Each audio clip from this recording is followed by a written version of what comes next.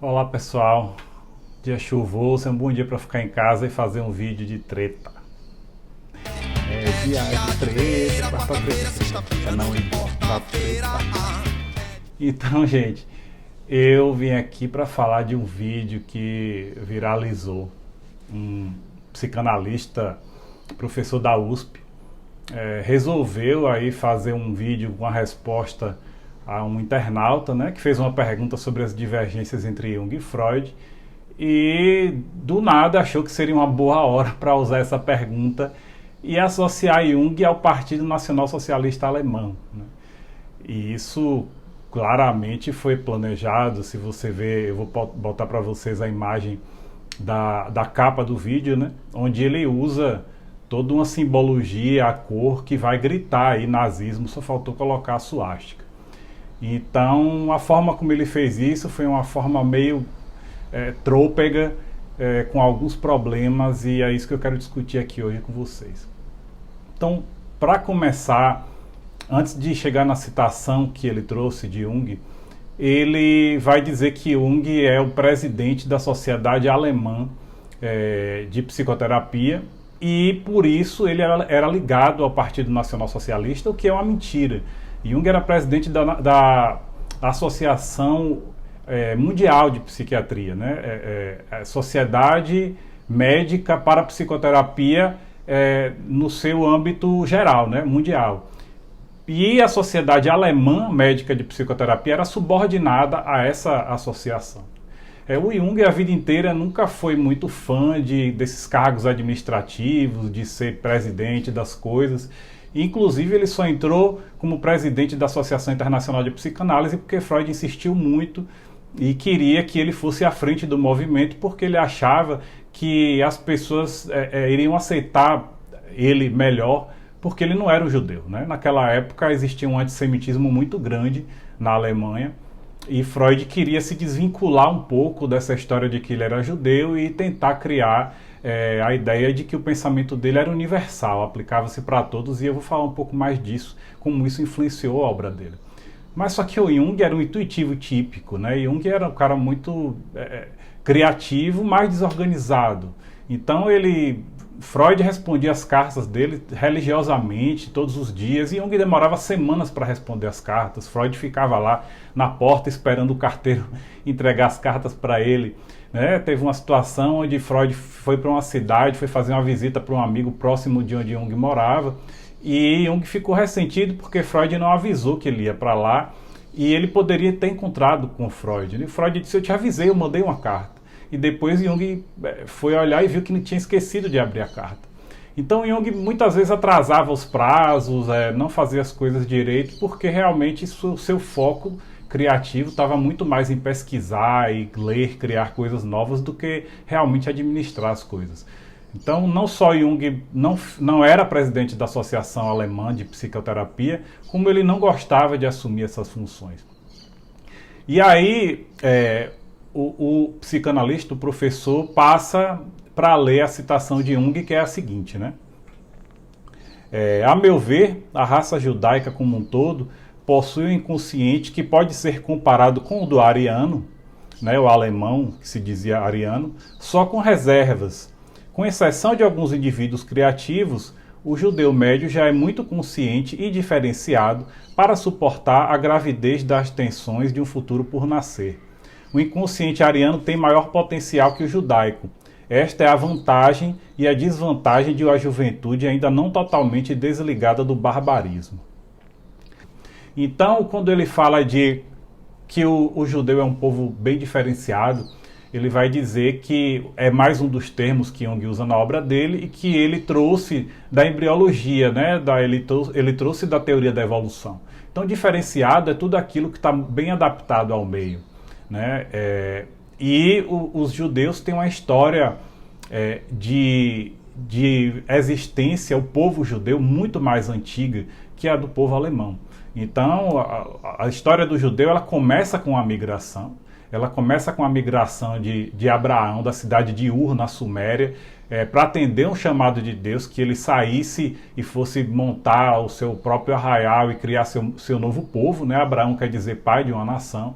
E a história do povo judeu foi atravessada por migrações durante todo o seu tempo, né? Migrações e conquistas, escravidão.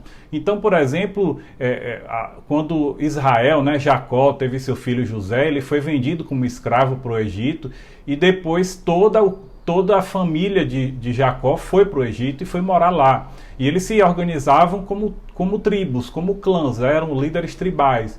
Então, depois eles saíram do Egito, liderados por Moisés, e passaram 40 anos peregrinando no deserto.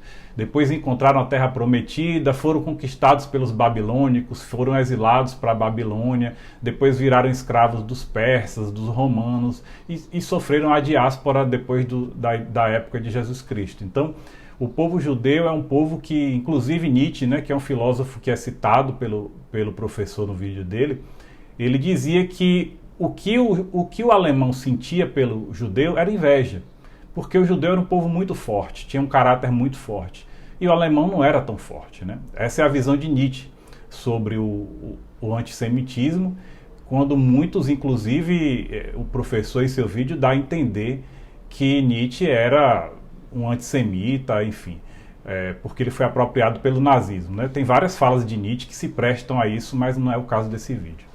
A questão é que, para Freud, o povo judeu, como migrou muito e esteve em várias outras nações e foi escravo de outros povos, eles foram forçados a fortalecer a sua cultura, o seu caráter, e não se deixar destruir pela assimilação.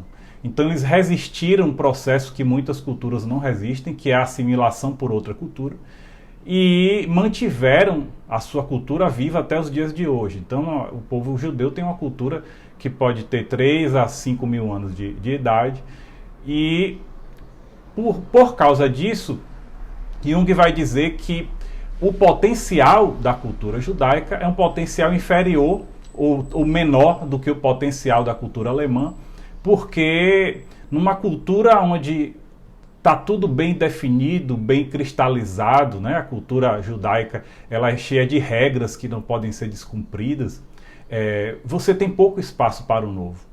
E isso daí é o que fala o rabino brasileiro Newton Bonder no seu belo livro Alma e Moral, quando ele diz que quando um povo ele se cristaliza numa cultura conservadora, rígida, ele meio que fecha as portas para o novo, para o criativo, né? E por isso a alma é chamada de moral no livro do Newton Bonder, e por isso o povo alemão teria mais alma do que o povo judeu, né? Então a forma da gente interpretar isso seria que o povo alemão é mais novo, não precisou se defender contra ninguém, tem sua própria terra, e tem um solo mitológico, uma adoração de um deus germânico que descende do deus norueguês, né, do Odin, que no alemão é o Wotan, né?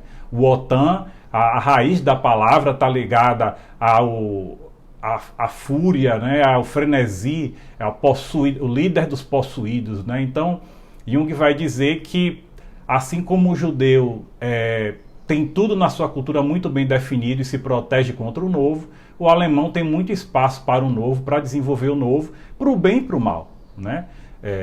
Como foi o que aconteceu com o nazismo, que Jung criticou em vários artigos, né? Tem um livro inteiro sobre isso. Ele criticou todos os tipos de totalitarismo, fundamentalismo, fanatismo, né? Não só o nazismo, como o stalinismo também.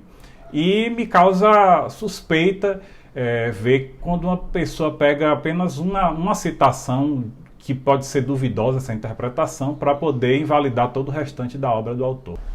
Então, quando Jung fala em potencial, a gente pode fazer uma comparação simples. Por exemplo, dizer que o Brasil é um país com um potencial maior de desenvolvimento que um país desenvolvido da Europa, por exemplo. Porque um país, por exemplo, como a Inglaterra, tem um território limitado, tem uma história maior do que a do Brasil, e já cresceu muita coisa do que tinha de crescer e não tem muito mais para onde ir.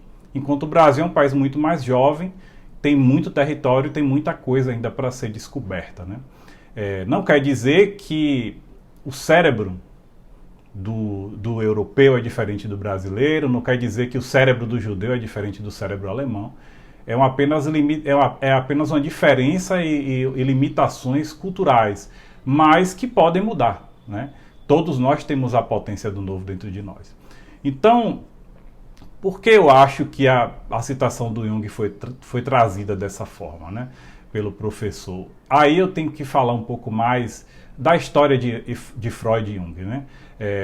Jung continua essa citação para dizer que a psicanálise, né, não fala textualmente, mas é isso que ele quer dizer, depois ele cita Freud, na sua pretensão de ter uma validade universal, ela faz uma tábula rasa, ela nivela todo mundo do mesmo jeito e acha que a psique de todo mundo é igual e que só existe uma causa para todos os problemas, para todas as neuroses e até para as psicoses, que é a repressão sexual, né? Freud, ele era um judeu e que não acreditava em Deus, não tinha religião, e ele discordava do interesse de Jung por mitologia, discordava do interesse de Jung por religião, né?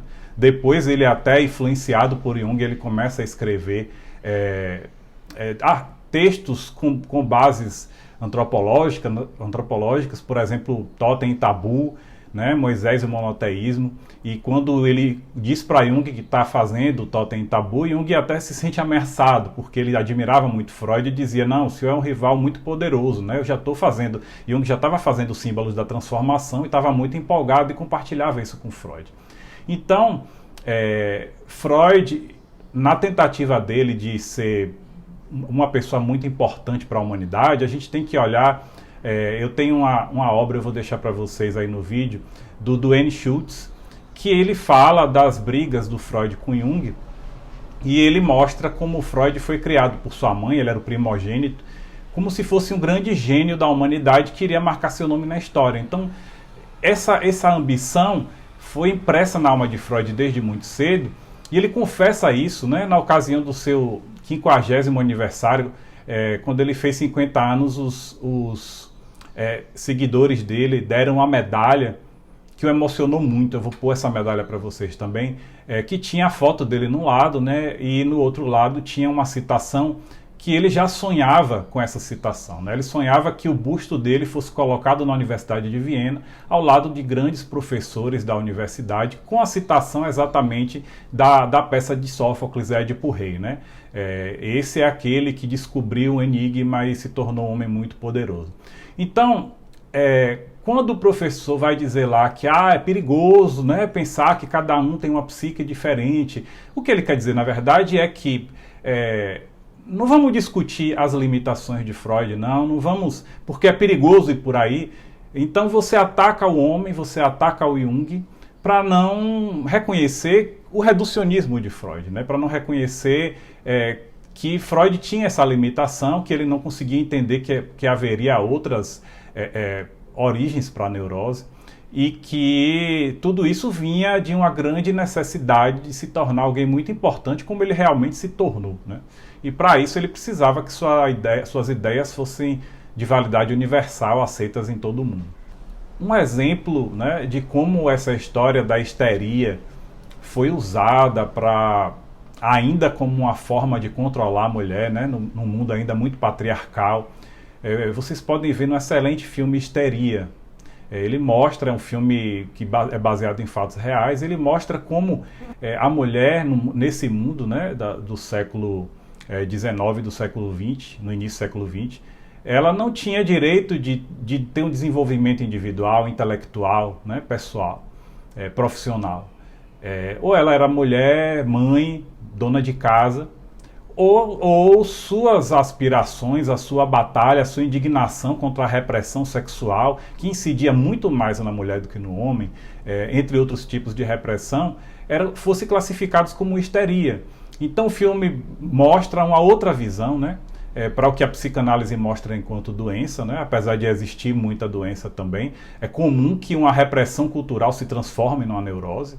Isso não tira o caráter da injustiça cultural, mas esse filme mostra como uma mulher ela é reduzida ao ao fato de ser histérica e ela é uma doente e nessa história, nesse processo, você descredibiliza toda a necessidade da mulher de ter os mesmos direitos que o homem. Jung, ele já questionava isso desde o início, né? Ele já questionava a etiologia unicamente sexual das neuroses em Freud, falava isso claramente para Freud, e esse foi um dos motivos, né, o principal motivo que eles brigaram e se separaram. E a teoria dos tipos de Jung era famosa no mundo inteiro e ele, inclusive, fazia anedotas com isso, né? Ele dava uma palestra e dizia, os alemães, por exemplo, eles são excelentes pensadores, né? O Caetano concorda. Se você tem uma ideia incrível, é melhor fazer uma canção. Está provado que só é possível filosofar em alemão. Mas eles são infantis nos relacionamentos, né? Se você vende uma meia para o alemão, ele se apaixona por você. Diferentemente dos franceses, que são muito desenvolvidos aí na arte dos relacionamentos e da cultura e por aí vai. Então, se você encarar as falas de Jung nesse contexto, é possível ver que faz parte da obra dele. Não é uma decisão que está isenta de ser interpretada como preconceituosa. O próprio Jung, numa palestra, nessa mesma palestra que ele deu aí em Tavistock, na Inglaterra, numa clínica, ele falou que quem estava na Alemanha, só quem estava lá nessa época, podia sentir a força de uma epidemia psíquica, né? Que é uma coisa que, segundo ele usou uma força de expressão para dizer que entrava na pele, era muito difícil resistir. Então talvez ele tenha sentido um pouco disso, né? Talvez ele esteja fazendo aí um meia-culpa. O que é certo é que isso não manchou a obra de Jung. Isso não transformou a obra de Jung numa obra parcial, né? Eu não tenho ídolos, eu acho que a obra é mais importante que o autor. E Jung era um homem do seu tempo, né? Apesar de ser um homem além do seu tempo em muitos aspectos.